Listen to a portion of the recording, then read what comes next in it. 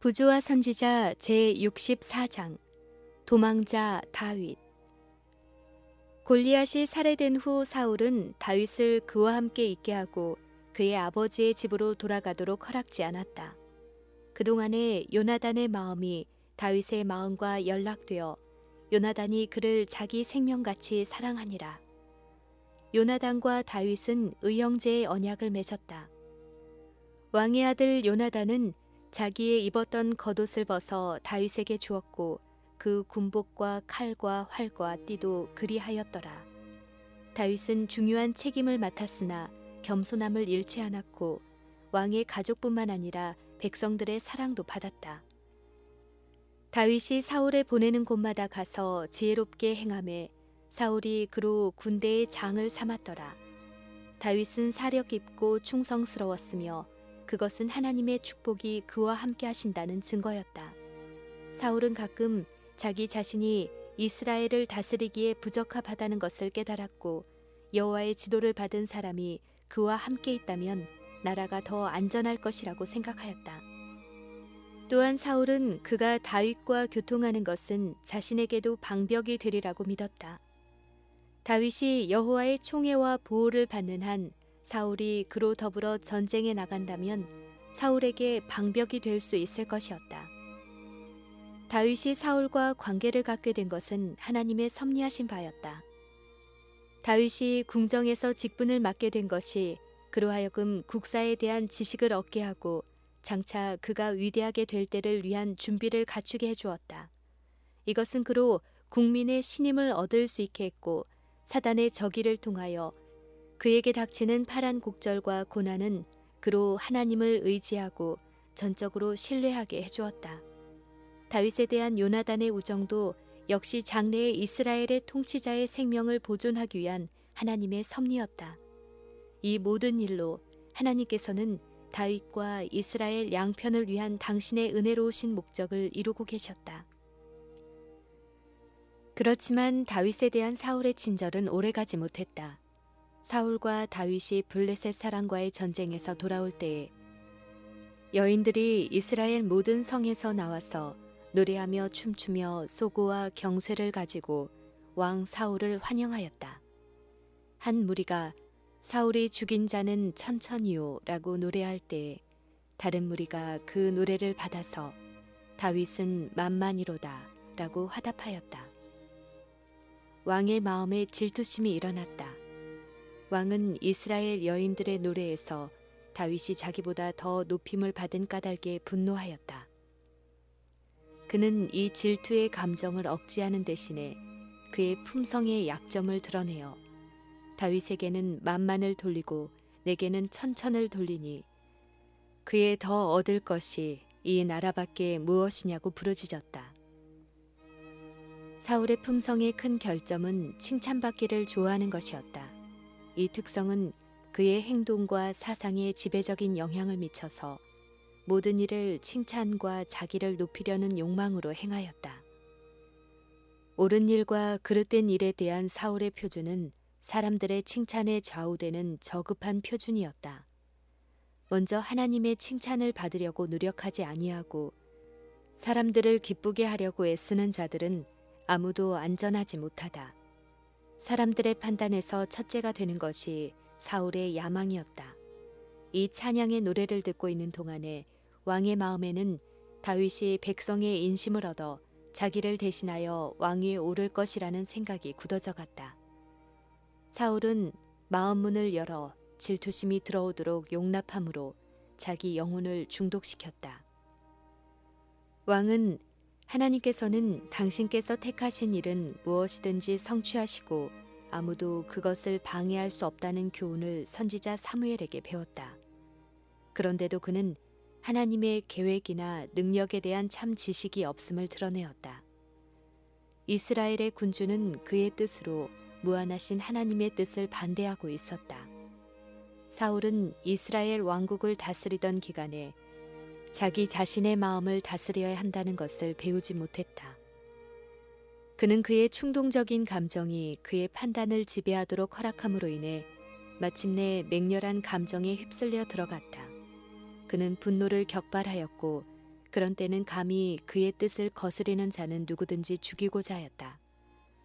그러나 그의 분노는 낙담과 자기 경멸로 변하고 그의 마음은 후회로 가득 차곤 했다. 사울은 다윗이 타는 수금 소리를 듣기 좋아했다.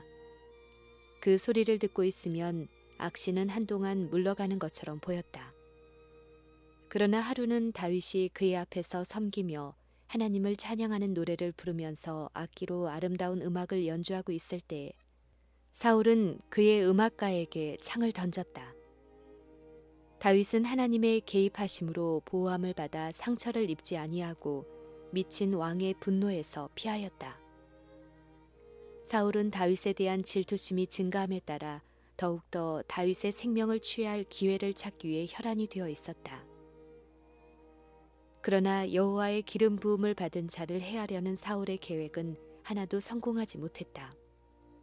사울은 그를 다스려온 악신의 지배에 자기 자신을 맡겼으나 다윗은 권고에 능하시고 구원하시는 일에 강하신 하나님을 신뢰하였다. 여호와를 경외하는 것이 지혜의 근본이므로 하나님 앞에서 완전한 길로 행하기를 바라는 다윗의 기도가 끊임없이 하나님께로 향했다. 그의 적수를 멀리 떼어두기를 갈망한 왕은 그로 자기를 떠나게 하고 천부장을 삼았으나 온 이스라엘과 유다는 다윗을 사랑하였다. 백성들은 다윗이 유능한 사람이며 그의 손에 맡겨진 일들은 지혜롭고 솜씨있게 처리된다는 사실을 빨리 알았다. 다윗의 권고는 현명하고 신중한 성격의 권고였으므로 안전히 따를 수 있음이 판명된 반면에 사울의 판단은 때때로 믿을 수 없었고 그의 결정은 현명하지 못했다. 사울은 항상 다윗을 죽일 기회를 노리고 있었지만 여호와께서 다윗과 함께 하시는 것이 분명했으므로 다윗을 두려워하였다. 다윗의 흠없는 품성은 왕의 분노를 일으켰고 왕은 바로 다윗의 그러한 품성이 자신의 품성과 대조를 이루어 자기를 비난하는 것이라고 생각하였다. 사울을 비참하게 만들고 그의 왕좌 아래 있는 겸손한 신하를 위험에 처하게 한 것은 바로 질투심이었다. 이 품성의 악한 특성은 이 세상에 얼마나 말할 수 없이 많은 재해를 가져왔는가. 사울의 마음에 자리 잡고 있던 그 적이는 가인의 마음을 흔들어 그 아우 아벨을 해하게 한 바로 그 적이었는데 아벨의 행위는 의로워서 하나님께서 그를 높이셨고 가인의 행위는 악하여 여호와께서 그에게 축복할 수 없으셨다. 질투심은 교만의 소산이며 만일 그것을 마음속에 품으면 그것은 증오심을 낳고 마침내 보복과 살인을 행하게 할 것이다. 사단은 사울의 마음속에 자기를 결코 해한 일이 없는 자에 대한 분노를 자극함으로 자신의 품성의 어떠함을 나타내었다. 왕은 다윗을 면밀히 감시하여 그를 멸망시킬 구실이 될 수 있는 어떤 몰지각하고 경솔한 사건을 찾고자 하였다. 왕은 이 젊은이의 생명을 취하고 더 나아가 자신의 악한 행위가 국민 앞에서 정당화되기까지는 만족할 수 없다고 느꼈다. 왕은 다윗에게 여전히 큰 용기를 가지고 블레셋 사람과 전쟁을 하면 그의 담력의 보상으로 왕가의 큰딸과 결혼하게 해주겠다고 약속하므로 다윗의 발에 올무를 놓았다.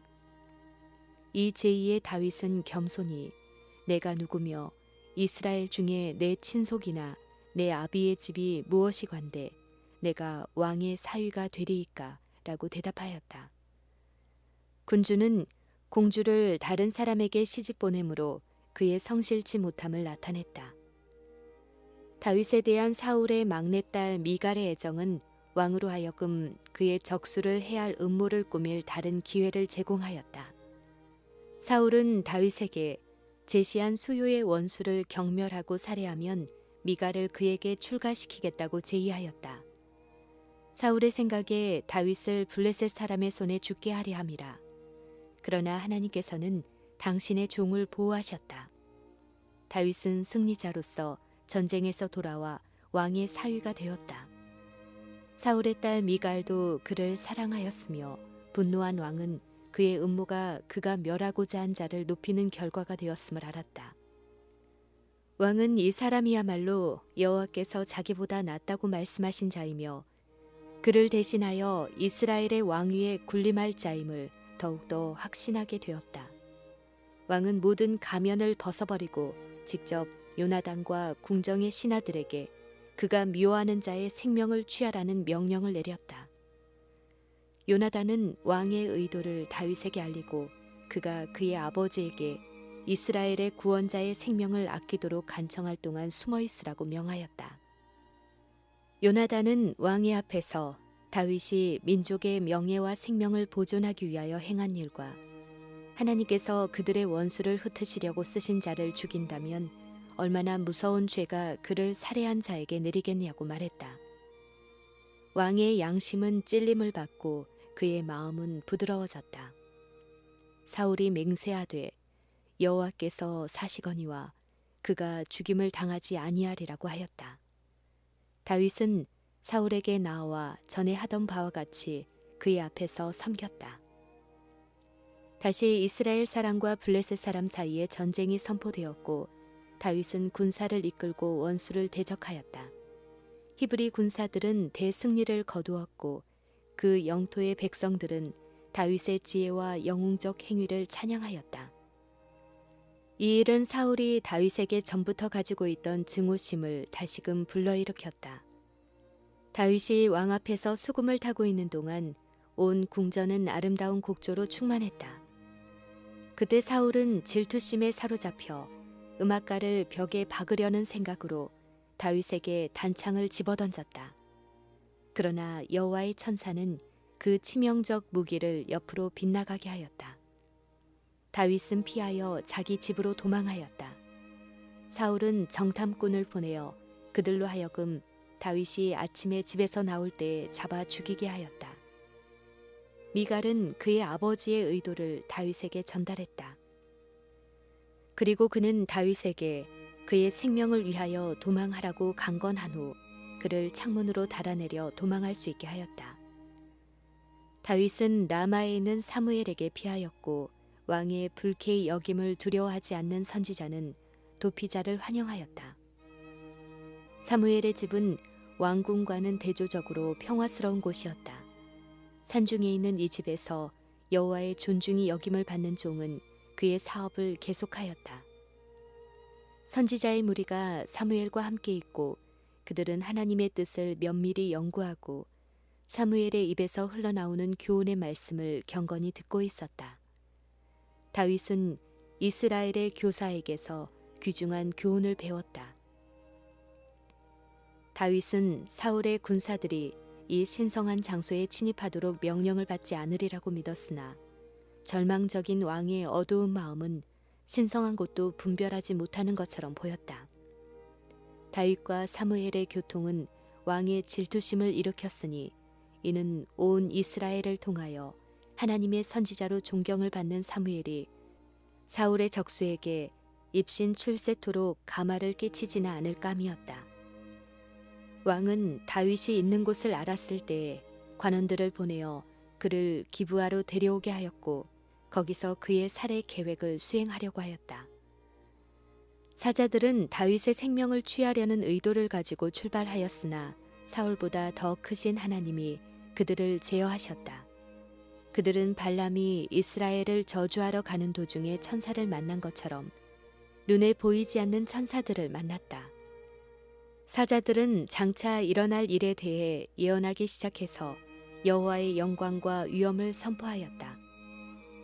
이와 같이 하나님께서는 인간의 분노를 권세로 눌러 소멸하시고 당신의 능력을 나타내사 악을 제재하시는 한편 천사들의 호의로 당신의 종을 보호하셨다. 다윗을 그의 수중에 넣기 위해 몹시 기다리고 있는 사울에게 그 같은 기별이 전달되었다. 그러나 사울은 하나님의 책망을 깨닫는 대신에 더욱더 분노하여 다른 사자들을 보냈다. 이들도 역시 하나님의 감동을 입어 먼저 사자들과 함께 예언하였다. 왕은 세 번째 대사들을 파송했으나 그들도 선지자의 무리에게 왔을 때 역시 하나님의 능력을 입어 예언하였다. 그 후에 사울은 자기가 친히 가기로 결정하였다. 이는 그의 맹렬한 적개심을 제어할 수 없었기 때문이었다. 사울은 다윗을 죽일 기회를 더 이상 기다리지 않기로 결심하고 그는 다윗에게 가자마자 결과가 어떻게 되든 자기 손으로 그를 죽이기로 작정하였다. 그러나 하나님의 천사가 도중에 그를 만나 그를 제어하였다. 하나님의 성령이 그의 능력으로 사울을 붙들어 그로 하여금 하나님께 기도를 드리고 예언도 하고 거룩한 노래를 부르면서 걸어가게 하였다. 그는 세상의 구주로서 메시아가 오실 것을 예언하였다. 라마의 선지자의 집에 왔을 때의 사울은 그의 신분을 나타내는 겉옷을 벗고 하나님의 성령의 가마 아래서 종일 종야 사무엘과 그 생도들 앞에 누웠었다. 백성들은 이 경이로운 광경을 보려고 모여들었고 왕의 경험은 원근에 널리 알려졌다. 그리하여 그의 치세의 끝에 가까이 이르러서 이것은 사울도 선지자 중에 있었다는 이스라엘의 속담이 되었다. 다시 박해자의 목적은 좌절되었다. 사울은 다윗과 화친할 것을 보증했으나 다윗은 왕의 회개를 조금도 신임하지 않았다. 다윗은 왕의 마음이 전처럼 변할 것을 염려하여 이 기회를 이용하여 피하고자 하였다. 다윗은 몹시 상심하여 그의 친구 요나단을 다시 한번 보기를 갈망하였다. 자기의 무죄를 의식한 다윗은 왕의 아들을 찾아가 가장 감명적인 호소를 하였다. 다윗은 내가 무엇을 하였으며 내 죄악이 무엇이며 내 부친 앞에서 나의 죄가 무엇이관데 그가 내 생명을 찾느뇨 라고 물었다. 요나단은 그의 아버지의 의도를 바꾸어 더 이상 다윗의 생명을 취하려 하지 않을 것이라고 믿었다. 그리하여 요나단은 다윗에게 말하기를 결단코 아니라 네가 죽지 아니하리라. 내 부친이 대소사를 내게 알게 하지 아니하고는 행함이 없나니 내 부친이 어찌하여 이 일은 내게 숨기리요. 그렇지 아니하리라고 하였다. 하나님의 능력이 뚜렷이 나타난 후에는 요나단은 자기 아버지가 아직도 다윗을 해하려고 한다고 믿지 않았다. 왜냐하면 그렇게 하는 것은 하나님께 대한 반역을 나타내는 것이기 때문이었다. 그러나 다윗은 믿지 않았다. 다윗은 요나단에게 매우 간절한 말로 여호와의 사신과 내 생명으로 맹세하노니 나와 사망 사이는 한 걸음뿐이니라 하였다. 월사계는 이스라엘 나라에서 거룩한 축제를 거행하였다. 이 축제일은 다윗과 요나단이 회견한 다음 날이었다. 이 잔치에 두 젊은이는 왕의 식탁에 참석해야 하였으나 다윗은 참석하기를 두려워하고 베들레헴에 있는 그의 형님들을 방문하기로 작정하였다. 귀로에 그는 잔치하는 곳에서 멀지 않은 들에 숨을 것이었다. 다윗은 3일 동안 자신을 왕 앞에 드러내지 않을 것이었다. 요나단은 사울의 동태를 살필 것이었다. 그리고 만일 이새의 아들이 어디 있느냐고 물을 때에는 요나단은 그가 그의 아버지의 가족들이 청한 제사에 참여하러 집에 갔다고 말해야 하였다. 만일 왕이 분노를 표시하지 않고 좋다고 대답하면 다윗이 궁정에 돌아와도 안전할 것이다. 만일 다윗이 없는 데 대하여 왕이 분노하게 되면 다윗은 도망하기로 결정해야 하였다. 잔치의 첫날에는 왕은 다윗이 오지 않는 데 대하여 아무것도 묻지 않았으나 그 자리가 둘째 날에도 비어있자 왕이 묻기를 이새의 아들이 어찌하여 어제와 오늘 식사에 나오지 아니하느뇨. 요나단이 사울에게 대답하되 다윗이 내게 베들레헴으로 가기를 간청하여 가로되 청컨대 나로 가게 하라. 우리 가족이 이 성에서 제사할 일이 있으므로 나의 형이 내게 오기를 명하였으니 내가 내게 사랑을 받거든 나로 가서 내 형들을 보게 하라 하였으므로 그가 왕의 식사 자리에 오지 아니하였나이다 라고 하였다. 사울은 이 말을 들을 때에 실로 분노를 억제할 수 없었다. 사울은 다윗이 살고 있는 한 요나단이 이스라엘의 보좌에 오를 수 없다고 선언하고 즉시 다윗을 부르러 보내어 그를 죽음에 처하도록 요구하였다. 다시 요나단은 친구를 위하여 중재하여 간청했다. 그가 죽을 일이 무엇이니까? 이 간청은 왕에게 사단적 분노를 더하게 할 뿐이었고 왕은 이제 다윗에게 던지려던 창을 자기 아들에게 던졌다. 왕자는 슬픔과 분노로 왕의 앞을 떠나 더 이상 잔치에 참석하지 않았다. 왕자가 정한 시간에 다윗이 그에 대한 왕의 의도를 알기 위하여 숨어있는 곳으로 갈 때에 그의 영혼은 슬픔으로 축 처져 있었다. 두 사람은 서로 목을 안고 슬피 울었다. 왕의 악하고 어두운 감정의 그늘이 이 젊은이들의 생애에 던져졌고 그들의 슬픔은 너무나 격렬하여 말로 표현할 수 없었다. 그들이 작별하여 서로 다른 길로 갈 때에 평안히 가라. 우리 두 사람이 여호와의 이름으로 맹세하여 이르기를 여호와께서 영원히 나와 너 사이에 계시고 내 자손과 네 자손 사이에 계시리라는 요나단의 작별의 말이 다윗의 귀를 울렸다. 왕의 아들은 기브아로 돌아가고 다윗은 몇 마일 떨어졌으나 역시 베냐민 지파에 속한 노비란 성읍에 급히 도착하였다. 성막이 실로에서 이곳으로 옮겨졌었고 대제사장 아히멜렉이 여기서 봉사하였다. 다윗은 하나님의 종에게 밖에는 어느 다른 곳에서 피신할 곳을 찾지 못했다. 제사장은 다윗이 걱정과 슬픔을 띤 얼굴로 혼자 급히 온 것을 보고 몹시 놀라 그를 바라보았다. 제사장은 그에게 어떻게 여기에 왔느냐고 물었다. 젊은이는 발견되지 않을까 하는 끊임없는 두려움에 쌓여 극도의 궁지에 몰려 거짓말을 하였다. 다윗은 제사장에게 자기는 왕의 은밀한 사명을 띠고 파송되었고 먼 여행이 필요된다고 말했다. 여기서 다윗은 하나님께 대한 믿음의 부족을 나타내었고 그의 죄는 대제사장의 죽음을 초래하는 결과를 가져왔다. 만일 사실대로 분명하게 진술했더라면 아히멜렉은 그의 생명을 보존하기 위하여 처신할 방법을 알았을 것이다. 하나님께서는 가장 큰 위험 중에서라도 진실이 당신의 백성의 표가 되기를 요구하신다.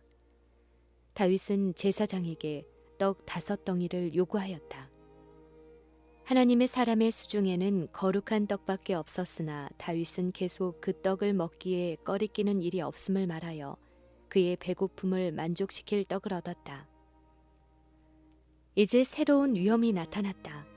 히브리인의 신앙을 가졌노라고 공언하는 사울의 목자장 도액이 예배 장소에서 서원을 갚고 있었다. 다윗은 이 사람을 보고 급히 다른 피난처를 찾기로 결심하고 필요할 때에 자신을 방어할 어떤 무기를 얻고자 하였다. 다윗이 아히멜렉에게 칼을 요구했을 때 그는 성막에 유물로 보관해둔 골리앗의 칼밖에 없다고 말하였다. 다윗은 그 같은 것이 또 없나니 내게 주소서라고 대답하였다. 전에 블레셋 사람의 전사를 죽이는 데 사용했던 칼을 잡을 때 다시 다윗의 용기가 회복되었다. 다윗이 가드왕 아기스에게로 도망하였다. 이는 그가 사울의 영토보다 그의 백성의 원수들 가운데가 더 안전하다고 느낀 때문이었다.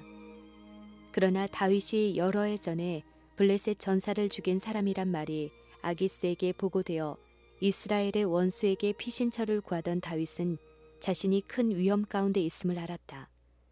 그러나 그는 미친 것처럼 가장하여 그의 원수들을 속여 도망하였다. 다윗의 최초의 과오는 노베에서 하나님을 불신한 것이었고 두 번째 잘못은 아기스 앞에서 행한 기만이었다. 다윗은 고상한 품성의 특성을 드러내었고 그의 도덕적 가치는 그로 하나님의 총애를 받게 하였었다. 그러나 그에게 시련이 이를 때에 그의 믿음은 흔들리고 인간적 약점을 나타내었다. 다윗은 모든 사람을 정탐꾼과 배반자로 알았다. 다윗은 대위기의 때에 믿음의 확고한 안목으로 하나님을 바라보고 블레셋 거인을 정복하였었다. 그는 하나님을 믿고 하나님의 성호를 가지고 나아갔었다. 그러나 쫓기고 박해를 당할 때에 그는 곤란과 고통으로 인하여 하늘에 계신 아버지를 그의 안목으로 거의 볼 수 없었다.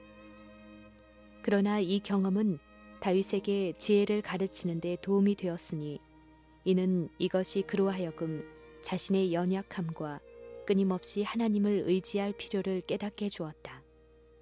억압당하고 절망에 빠진 영혼들에게 오셔서 겁이 많은 자를 격려하시고 나약한 자를 강하게 하시며 시련당하는 여호와의 종들에게 용기와 도움을 나누어 주시는 하나님의 성령의 아름다운 감화는 얼마나 귀중한 것인가. 죄 많은 자를 온유하게 다루시고 우리가 어떤 큰 슬픔에 짓눌려 있을 때와 역경에서 당신의 인내와 친절을 나타내시는 우리 하나님은 얼마나 고마우신 분인가. 하나님의 자녀들 편의 모든 실패는 믿음의 부족 때문에 생긴다. 그들이 영혼을 에워쌀 때, 빛과 지도가 필요될 때에 우리는 위를 쳐다봐야 한다. 어두움 저편에는 빛이 있는 것이다. 다윗은 한순간이라도 하나님을 불신하지 말았어야 했다. 그는 당연히 하나님을 신뢰했어야 했다. 이는 그가 여호와의 기름 부음을 받은 자였고 위험 중에서도 하나님의 천사들의 보호를 받았었으며 경이로운 일을 하도록 하나님께서 용기로 무장시켜 주신 자였기 때문이었다. 만일 그가 처한 고통스러운 환경에서도 그의 결심이 풀어지지 아니하고 하나님의 능력과 위엄을 생각하였더라면 그는 죽음의 그늘 속에서까지라도 평화를 얻었을 것이며 확신을 가지고 산들이 떠나며 작은 산들은 옮길지라도 나의 인자는 내게서 떠나지 아니하며 화평케 하는 나의 언약은 옮기지 아니하리라 라는 여호와의 언약을 외웠을 것이다. 다윗은 유다 산중에서 사울의 추격으로부터 피난처를 찾았다. 그는 적은 군사를 가지고 큰 군대를 대항할 수 있는 장소인 아둘람 굴의 피신에 있었다. 그 형제와 아비의 온 집이 듣고는 그리로 내려가서 그에게 이르렀다. 다윗의 가족들은 늘 불안했다. 이는 그들의 다윗과의 관계 때문에 언제 사울의 부당한 의심이 그들에게 향할지 알 수 없었기 때문이다. 이제 그들은 이스라엘에서 일반적으로 알려져 있는 일, 즉 하나님께서 당신의 백성의 장래의 통치자로 다윗을 택하신 일을 알고 있었다. 그리고 그들은 비록 그가 외로운 동굴 속에 피신한 자이지만 그와 함께 있는 것이 질투심 많은 미친 왕의 위험을 무릅쓰는 것보다 훨씬 안전하리라고 믿었다. 그의 가족들은 아둘람 굴에서 동정과 사랑으로 연합하였다. 다윗은 목소리와 수금으로 형제가 연합하여 동거함이 어찌 그리 선하고 아름다운고 라고 노래한 아름다운 노래를 만들 수 있었다. 그는 그의 형님들 편에서의 불신의 쓰라림을 맛보았었다. 그러나 불화를 대신한 화목은 방랑자 다윗의 마음에 기쁨을 가져다 주었다. 바로 여기서 다윗은 시편 제57편을 지었다. 오래지 아니하여 왕의 가혹한 요구를 피해 나온 자들이 다윗의 무리에 가담하였다.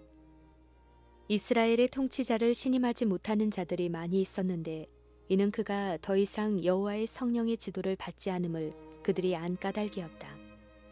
환난당한 모든 자와 빚진 자와 마음이 원통한 자가 다 다윗에게 갔고 그는 그 장관이 되었는데 그와 함께한 자가 400명 가량이었더라.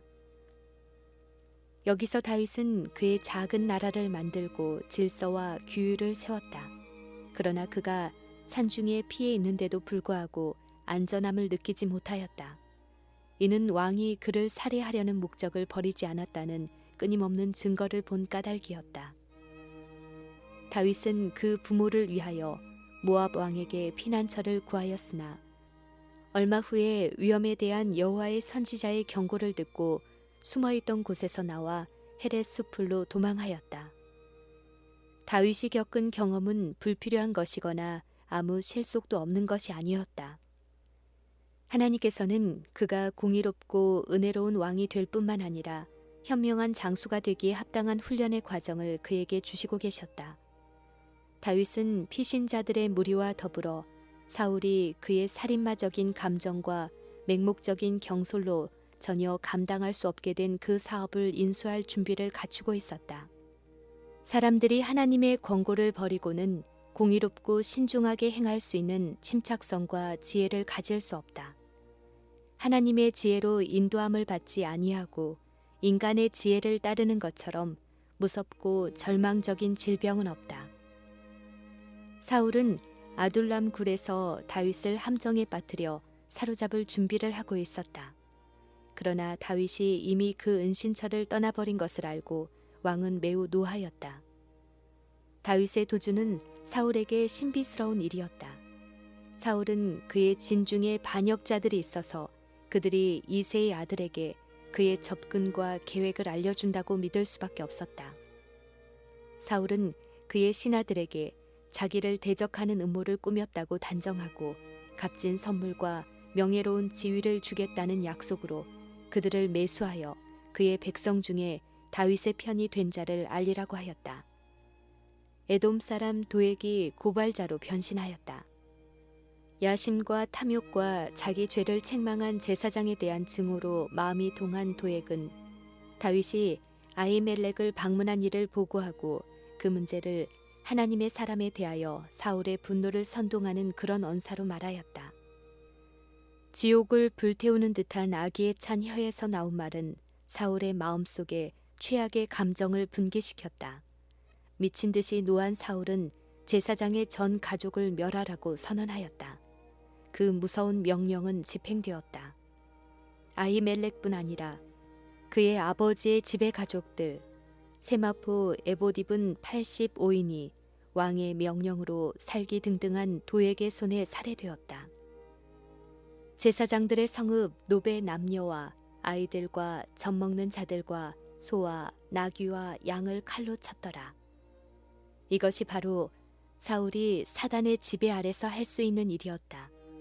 하나님께서 아말렉 사람의 죄악이 찼다고 말씀하시고 그에게 그들을 완전히 멸하라고 명하셨을 때 사울은 자기 자신이 하나님의 선고를 집행하기에는 너무 인정이 많다고 생각하고 마땅히 멸해야 할 것을 남겨두었었다. 그러나 이제 하나님의 명령도 없이 사단의 지배하에서 그는 여호와의 제사장들을 죽이고 높 주민들을 멸할 수 있었다. 하나님의 지도를 거절한 인간의 마음의 완고함은 이와 같다. 이 행위는 온 이스라엘을 공포로 떨게 하였다. 이런 난폭한 일을 한 것은 그들이 택한 왕이었고 그 왕은 하나님을 두려워하지 않는 다른 나라 왕들의 방법을 답습한 데 불과하였다. 법궤는 이스라엘 백성과 함께 있었으나 그들을 가르치던 제사장들은 검으로 피살되었다. 그 다음에는 어떤 일이 일어날 것인가?